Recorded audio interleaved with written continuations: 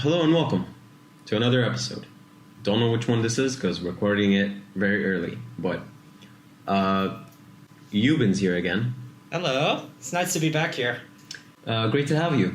So today we're going to be a random discussion, which was, Yubin, remind me?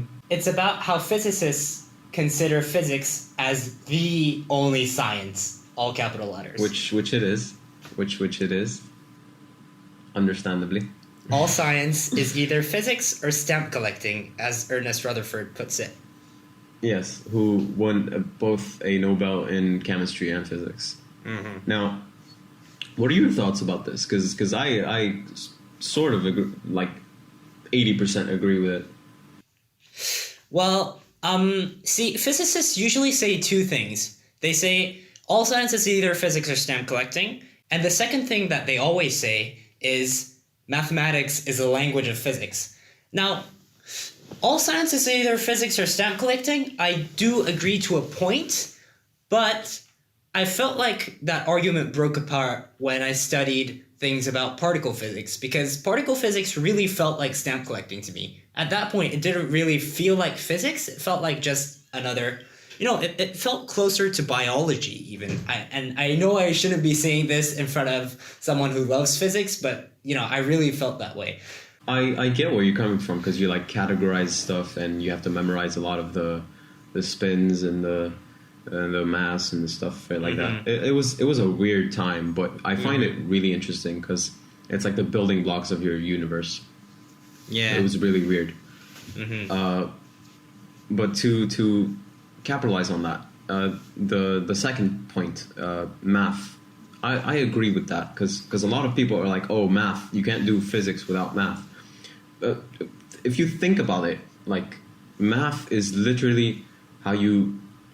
If you only had math, that's it. You wouldn't have the universe.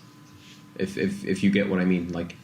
Math is purely a conceptual basis. You can't apply math to any real world without physics, to my knowledge. Unless you can give me an example that's different than that. Do you want a simple example? Yeah. If I have 2 apples and 3 apples, how many apples do I have? Yeah, but you're counting something, right? Yeah, it's physical. That's still mathematics, though. I mean, I wouldn't consider it... But it's physics. It's physical. You can actually touch the apple. I'm talking if you had nothing, and you do math, right? Mm-hmm. What then? If you had just the void, right? Because physics doesn't exist, right? So nothing can exist. We're not going into existentiality with physics here. Come on. You always go to existentiality with physics. Not for this time. Come on, let's leave it out of the equation for this time. Just this What's your take on this? See, okay, I feel like physics does require mathematics. But my argument is that mathematics is not solely for physics.